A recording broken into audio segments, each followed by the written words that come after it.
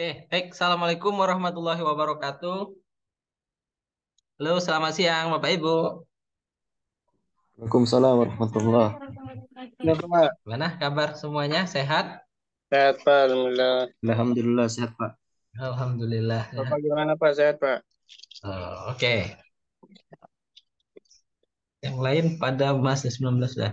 Oke, baik teman-teman sekalian. Baik, hari ini kita lanjutkan ya perkuliahan. Kemarin kita sudah membahas tentang hukum pidana. Nah, pada pertemuan hari ini kita lanjutkan terkait dengan hukum perdata. Monggo teman-teman yang bisa dinyalain kameranya, dinyalain terlebih dahulu untuk kameranya. Eh, nah, oke. Oke, hukum perdata.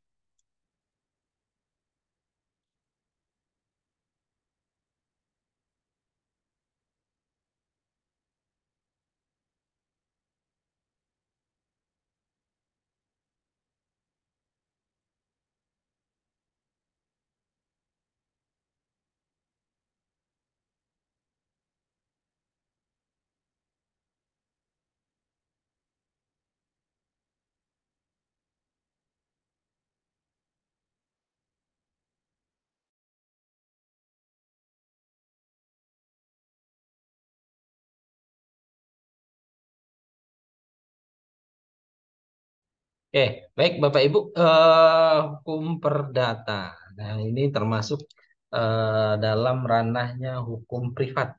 Kalau kita belajar kemarin hukum publik yaitu apa ya eh, terkait dengan hukum pidana. Sekarang kita masuk ke dalam hukum privat. Nah, Bapak Ibu, kalimat privat maksudnya apa ya kira-kira? Hukum privat itu ada yang paham yang dimaksud dengan hukum privat? Hukum privat, Privasi, Pak. privasi. Ada lagi, Mas. Siapa?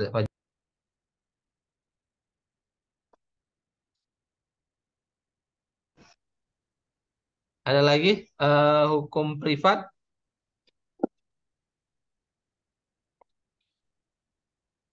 privat. Apa ya kira-kira privat?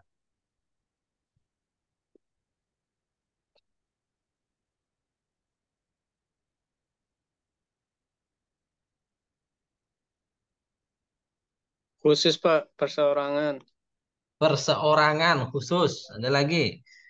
Oke. Jadi hukum privat artinya tidak ada keterlibatan negara dalam aturan-aturan itu, Bapak Ibu.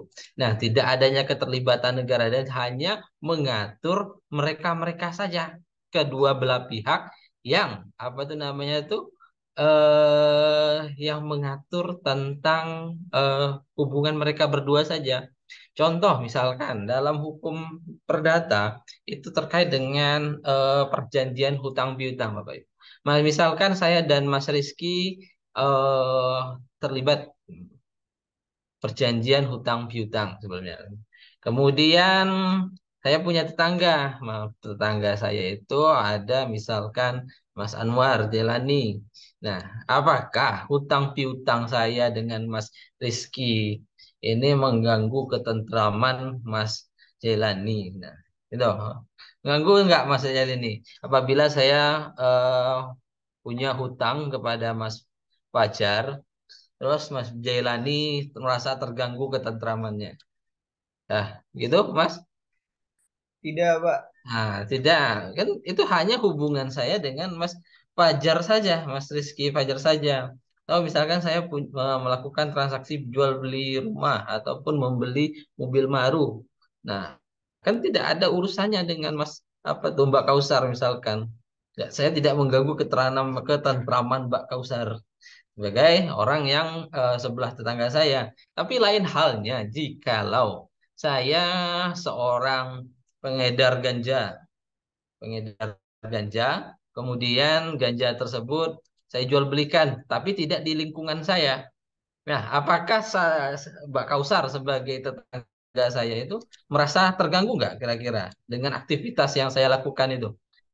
Saya melakukan transaksi jual beli, tapi jual beli tersebut jual beli barang haram, ganja. Nah, terganggu nggak kira-kira Bapak Ibu? Apakah terganggu ketentraman masyarakat di situ karena saya berbuat Terganggu, tindak Pak. kriminal? Terganggu ya? Terganggu, Pak. Ya, Pak. Nah, atau misalkan saya ngerampok rumahnya Mas Anwar Jailani, sebelahnya rumah Mas Anwar itu ada rumahnya eh, Mbak Nisa misalkan. Nah, Mbak Anissa punya perasaan khawatir juga, merasa khawatir dan merasa ketentramannya terganggu. Apakah setelah rumahnya Mas Anwar ini rumah saya nanti? Nah, kan awalnya itu hanya hubungan saya dengan Mas Jelani saja. Mbak. Bentar, Mbak.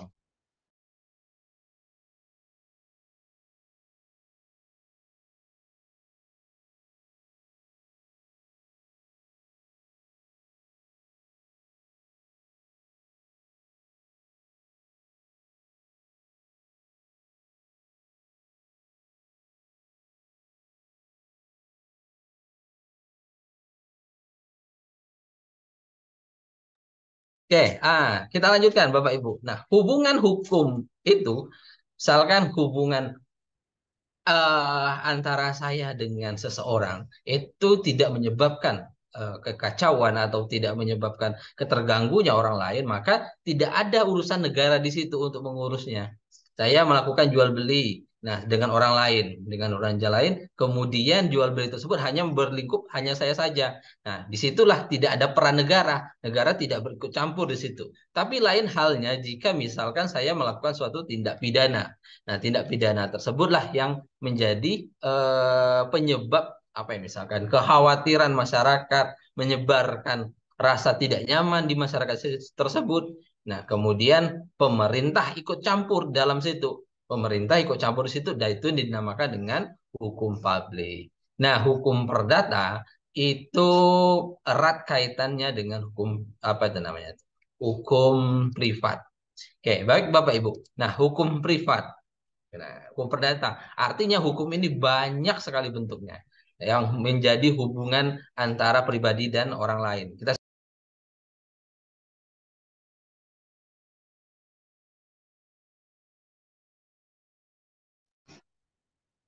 kan sudah tahu banyak bermacam-macamnya hukum privat. Nah, di Indonesia, Bapak Ibu, kita tidak menganut kayak hukum pidana, Bapak Ibu. Tidak menganut bermacam-macam satu jenis hukum pidana saja.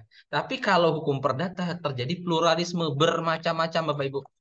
Nah, tapi yang pada umumnya ada perdata yang umum atau ada di dalam Kitab Undang-Undang Hukum Perdata. Tapi di luar itu bebas masyarakat itu bebas menganut perdata hukum perdata yang bagaimana. Contoh, misalkan perjanjian jual beli.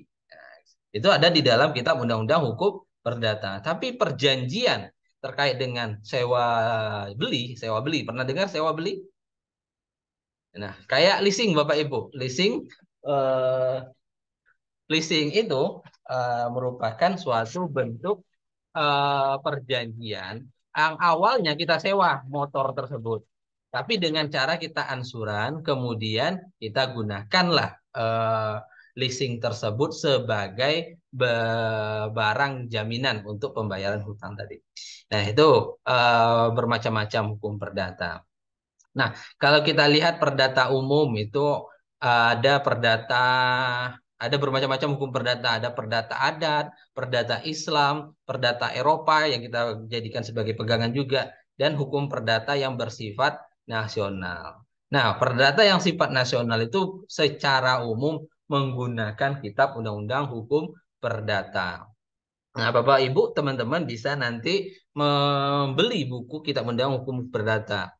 Nah, di dalam dalam apa ya nama buku hukum perdata itu, dalam Kitab Undang-Undang Hukum Perdata itu ada tiga buku, Bapak Ibu. Tiga buku. Buku yang pertama yaitu buku satu, yaitu mengatur tentang perihal orang ya, perihal orang atau yang mengatur tentang diri seseorang, atau bisa mengatur tentang status dari seseorang. Nah, di dalam buku perdana pertama ini, Bapak Ibu, perdata tentang orang itu mengenai siapa saya, hak-hak saya sebagai orang, kemudian apa yang menjadi status dan kedudukan saya.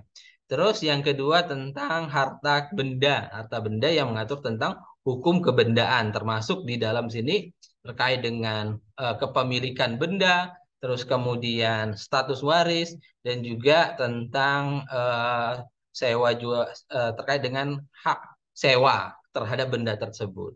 Nah, di dalam buku 3 yaitu terkait dengan perikatan atau verbintenis atau perikatan.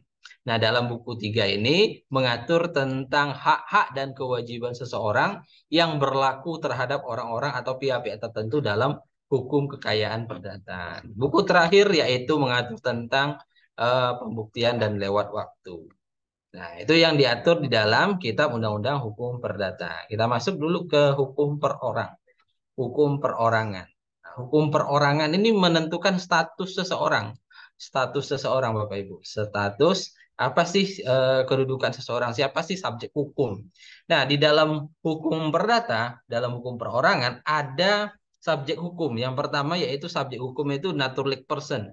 Naturalik person itu adalah seseorang atau badan seseorang. Ini saya ini orang yang bisa melakukan suatu aktivitas naturalik atau yang natural secara natural. Nah, natural itu adalah orang yang merdeka atau bisa juga orang tersebut tidak di bawah pengampuan sesuai dengan secara fisik dan tidak hilang akalnya. Itu dibilang subjek hukum yang pertama. Yang kedua, subjek hukum yang kedua itu ada badan hukum, reh person. Sekumpulan orang yang sudah mengikrarkan bahwa dirinya adalah subjek hukum. Misalkan saya membentuk suatu perusahaan. Nah, perusahaan tersebut saya daftarkan. Nah, setelah saya daftarkan, nah maka sebagai suatu perusahaan sebagai subjek hukum.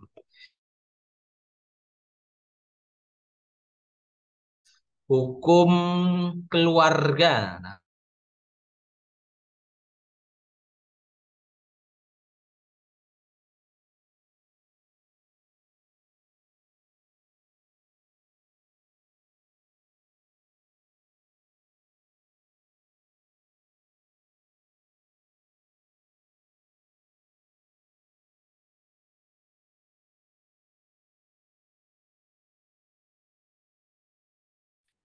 terikat dalam suatu perkawinan.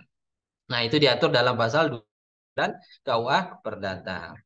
Oke, nah kalau kita lihat di dalam Kitab Undang-Undang Hukum Perdata, Bapak Ibu, ada ketentuan yang mengatur tentang kewajiban ayah dan anak.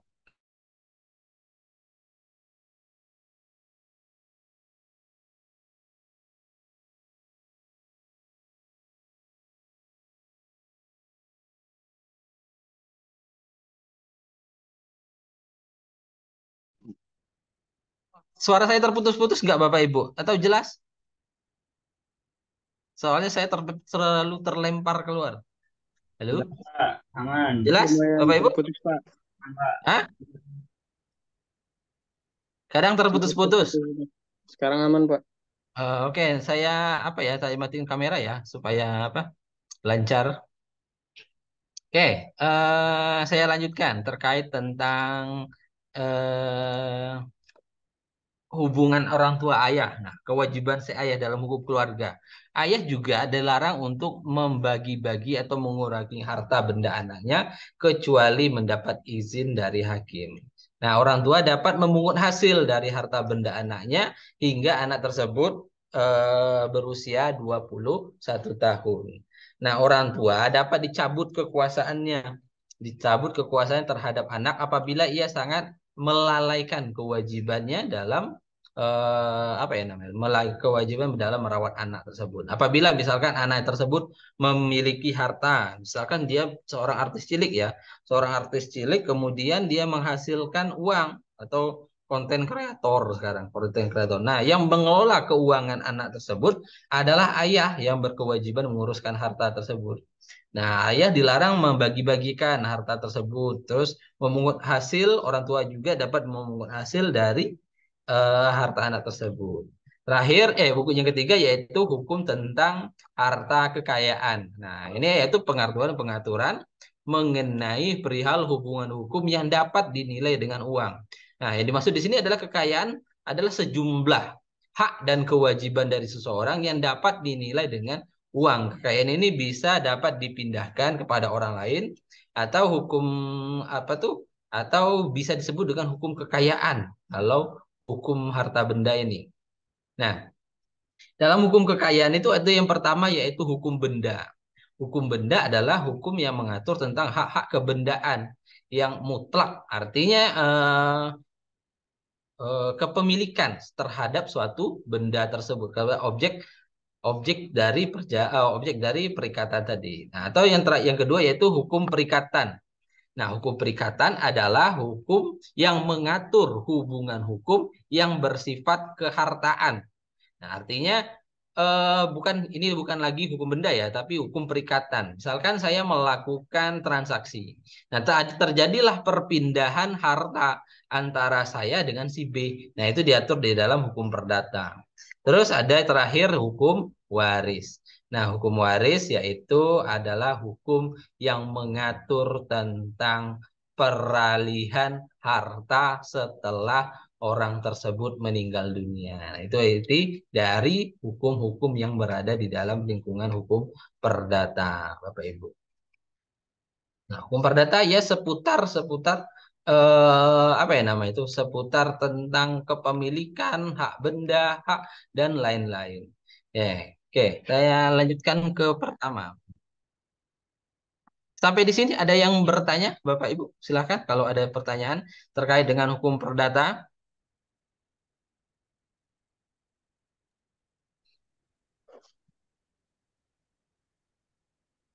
Nggak ada, Pak. Bisa dilanjutkan, Pak. Oh, oke.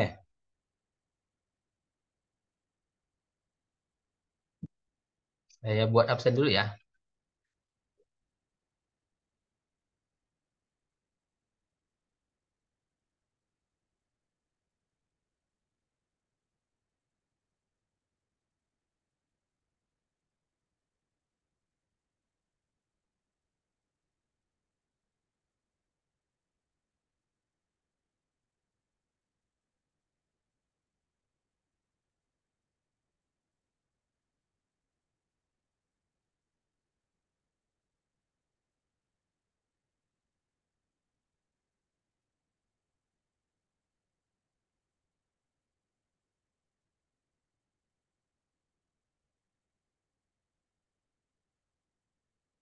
Oke, silakan isi absennya 2 kali ya. Absen untuk absen.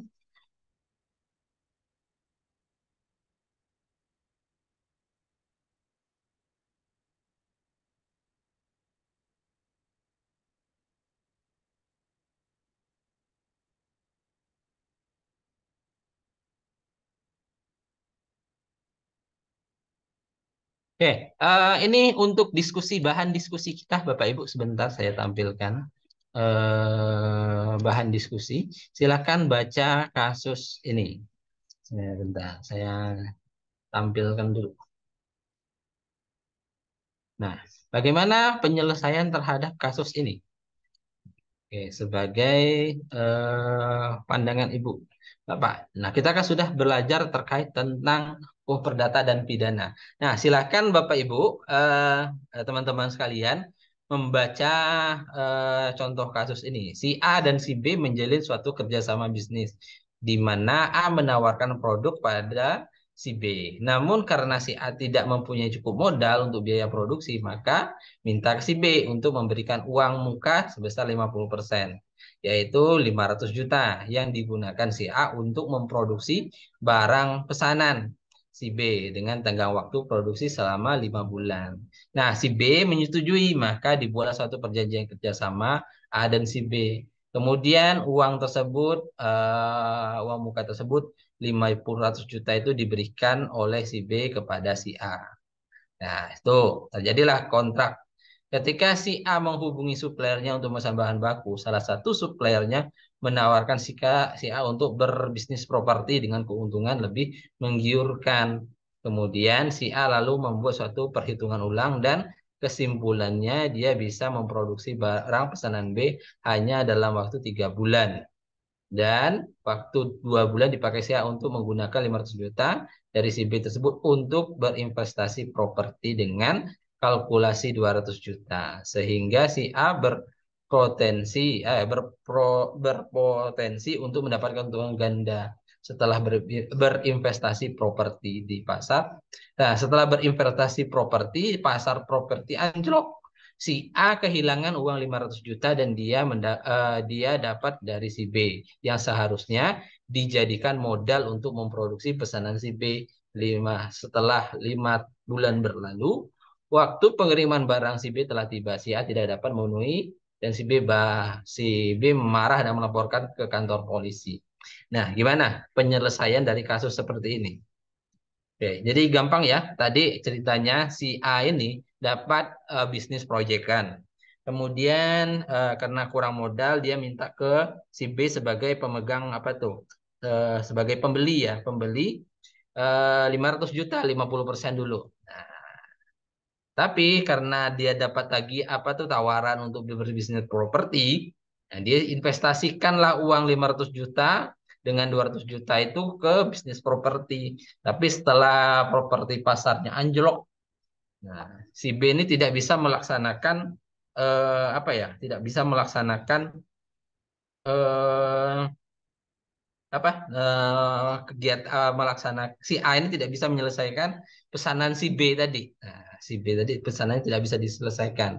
Nah, jadi bagaimana solusinya kira-kira Bapak Ibu? Nah, apakah tindakan si A ini melapor ke kantor polisi ini sudah tepat? Itu pertanyaannya yang pertama. Terus bagaimana sih solusi dari kasus di bawah ini, kasus yang saya tampilkan ini, Bapak Ibu? Silahkan. Saya beri waktu sampai 13.45 ya untuk berpikir. Nanti setelah itu saya panggil yang sesuai absen. Monggo, silahkan dipikirkan terlebih dahulu. Bagaimana untuk penyelesaian kasus di bawah?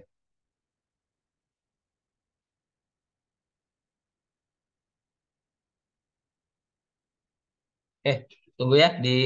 Silahkan dikunyah-kunyah dulu, di apa?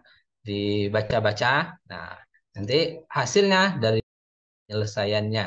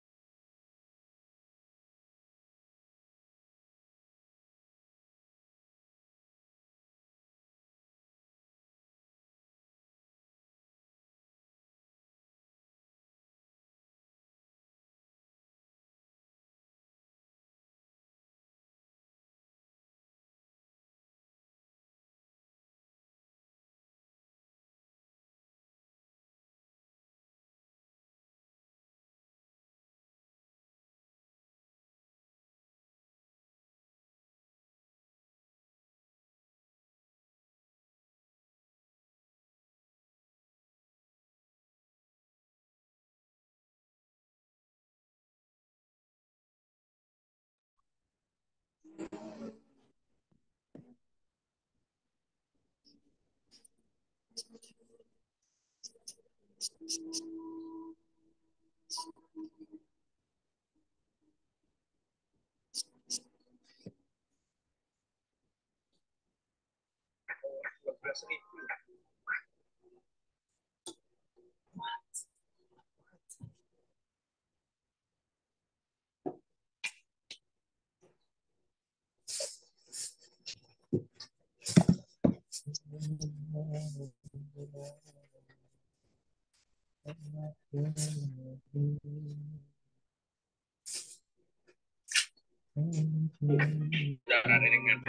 sini tuh terkenalnya biayanya.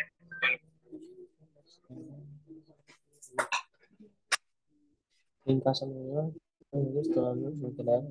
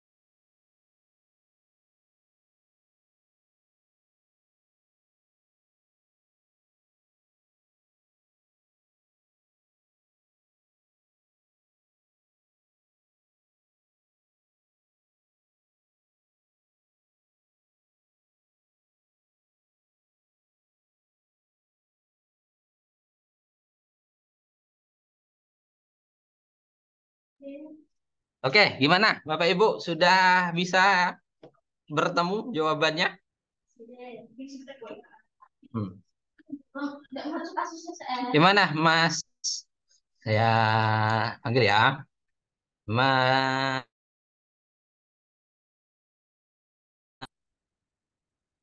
hadir Mas Anif atau siapa dulu yang mau? Mas Imam Susanto?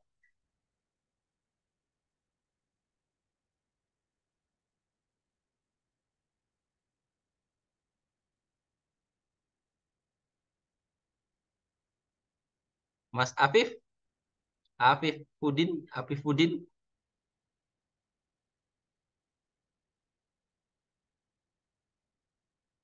Halo, ada yang mau mencoba menyelesaikan perkara ini? Ada yang Mencoba mau? Pak. Siapa, Mas? Ada? Saya Pak. Oh, siapa ya namanya? Kok nggak nyala kameranya? Suara saya kedengaran. Mas Fajar, silakan Mas Fajar. Gimana sih penyelesaiannya terkait dengan masalah ini? Menurut Mas Fajar? Tadi kan yang Bapak tanya itu apakah sudah benar ya? Yang Hmm. pertama yang dilakukan si B terhadap si A. Itu Melapor ke sudah, kantor polisi ini. ya Pak, udah benar Pak. Hmm. Karena setahu saya itu uang muka atau down payment itu Hmm. dibatalkan bisa Hmm. jika ada undang-undang yang memenuhi Pak. Ada hal-hal yang bisa dipenuhi gitu. Oh, oke. Tapi dalam kasus ini nggak dipenuhi, tidak terpenuhi karena Hmm. batas waktu dari perjanjian itu udah lewat, Pak, yaitu lima Hmm. bulan tadi. Hmm. Jadi status uang mukanya sekarang itu jadi utang mungkin, Pak ya. Oke. Saya gitu, Pak. Terima kasih. Oke, Mas. Jadi termasuk hutang dan bisa sudah betul ya dia melapor ke kantor polisi. Berarti solusinya dia tidak dipidanakan, Mas Fajar, seperti itu. Kenapa, Pak? Jadi posisinya mereka dapat dipidanakan atau dipenjarakan karena tidak membayarkan hutang, tidak menyelesaikan apa yang diminta oleh si B ini. Eh, bisa jadi iya, bisa jadi enggak, Pak, karena yang harus Kok dilakukan bisa iya pertama jadi kali enggak dari Mas? kan pertama kali ya harus dilaporkan dulu, Pak, sama Nah, si B, baru diperiksa dulu, Pak, apa yang terjadi, apa yang terjadi, baru bisa dipidanakan. Jika si B-nya, si A ini tidak bisa mengembalikan uang DP tadi, hmm, Pak. hmm. Oke, pendapat Mas Fajar kita keep ya. Ada lagi pendapat lain, jadi boleh dikatanya di kantor polisi kan bisa iya bisa tidak. Tapi kalau si A-nya apa tuh ya menyelesaikan di nggak usah dilaporkan ke polisi, didamai saja. Kalau Mas Fajar pendapat gitu. Kalau yang lain silakan. Selain Mas Fajar, ada lagi Mas Muhammad, Mas San Albana atau Mbak Nova, Mas Yazid hadir, Mas Afif Wahyu. Halo.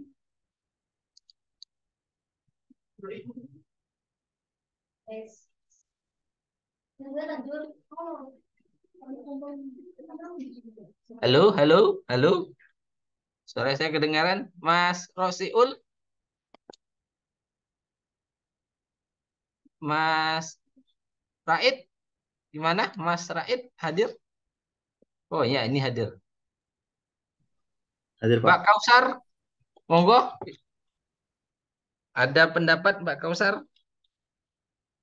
Mas Anwar, gimana Mas Anwar?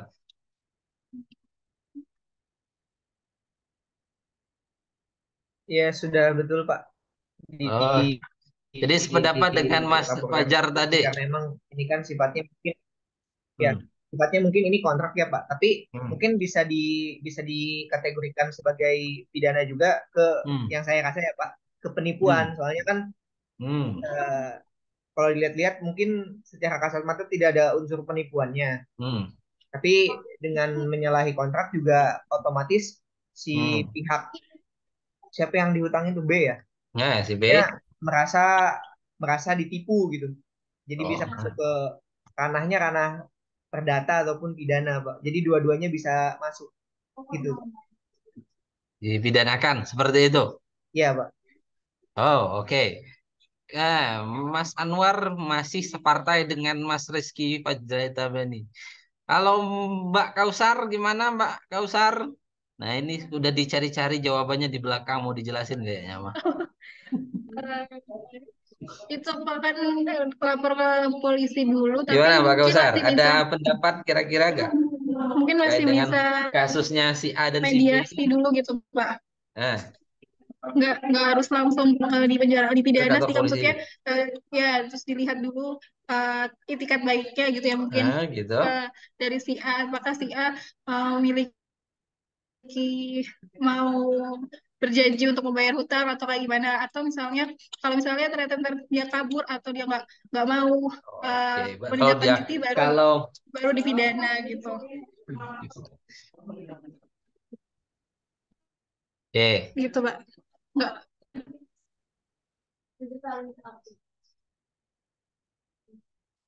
oke, Bapak Ibu.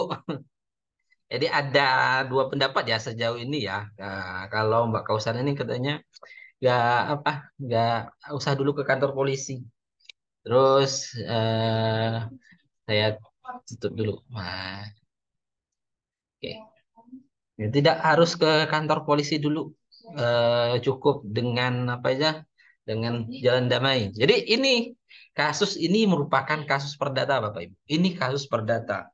Adanya polisi di dalam kasus ini menyebabkan kesalahan dari pihak si B. Si B tadi yang merasa dirugikan tadi melapor ke kantor polisi. Ini kesalahan ya, ingat. Polisi negara akan masuk ke dalam apa ya? Ke dalam urusan pribadi seseorang apabila ada seseorang yang merasa tidak nyaman. Banyak masyarakat tidak nyaman. Misalkan si A dan si B yang berhutang, apakah saya merasa nyaman tinggal di rumah si A? Karena si A tersebut melakukan penggelapan, misalkan, bukan penggelapan nih, tidak menyelesaikan bisnisnya. Nah, tidak kan karena si A tersebut hanya berurusan dengan si B. Maka polisi di sini, posisi polisi di sini, ini tidak bisa ditepat atau tidak bisa dibenarkan. Nah, caranya, solusinya yaitu dengan cara mengajukan gugatan ke pengadilan bahwa si B tersebut telah dirugikan oleh si A. Maka pengadilan yang akan memutus nanti apakah si A itu divonis untuk menyelesaikan apa ya namanya itu menyelesaikan prestasinya atau seperti menyelesaikan kegiatannya atau menyelesaikan proyeknya atau si A tersebut disuruh mengembalikan semua uang tersebut dan disuruh juga melakukan ganti rugi. Nah, jalan-jalannya salah satunya yaitu melalui pengadilan perdata. Kalau kita masukkan ke kantor polisi, tidak tepat ya Bapak Ibu, tidak tepat karena ini bukan ranah apa ya ranah pidana. Ranah pidana apabila si B tadi mengumpulkan dana dari masyarakat sekeliling masyarakat tersebut sedaerah A misalkan. Nah, dana tersebut dikumpulkan oleh si B. Kemudian dana tersebut dibawa lari atau di bisnis properti ternyata propertinya jatuh rugi. Nah, si B dituduh melakukan penggelapan tadi. Tapi ini berhubung dengan A dan si B saja, ini masuk ke dalam ranahnya perdata. Termasuk juga terkait dengan haji ya. Haji karena masyarakatnya banyak yang dikumpulkan, nah ini sudah masuk ranah pidana. Oke, paham sampai di sini Bapak Ibu?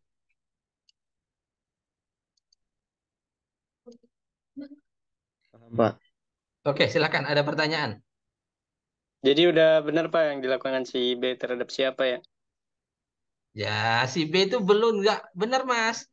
Yang betul itu diajukan gugatan perdata atau gugatan ganti rugi ke Bukan ke pengadilan. polisi berarti Pak ya? Bukan ke polisi ya. Nanti atau hutang piutang tidak bisa diselesaikan secara pidana Bapak Ibu. Termasuk pelanggaran perjanjian juga, ingkar janji. Misalkan ada Mas Fajri nanti menjanjikan seseorang untuk menikah, tapi nggak ditepati. Nggak bisa juga, ya. Itu hubungannya personal. Oke, kalau ada yang mempenjarakan karena Mas Fajri tidak jadi datang-datang melamar, ya tidak bisa dipidanakan seperti itu. Oke, gitu ya Bapak Ibu untuk pertemuan kita pada hari ini. Mungkin kita cukupkan dulu materi kita. Kita tutup dengan bacaan hamdalah. Alhamdulillah. Assalamualaikum warahmatullahi wabarakatuh. Waalaikumsalam warahmatullahi wabarakatuh. Waalaikumsalam Oke, warahmatullahi saya tutup ya Bapak Ibu. Terima kasih Pak.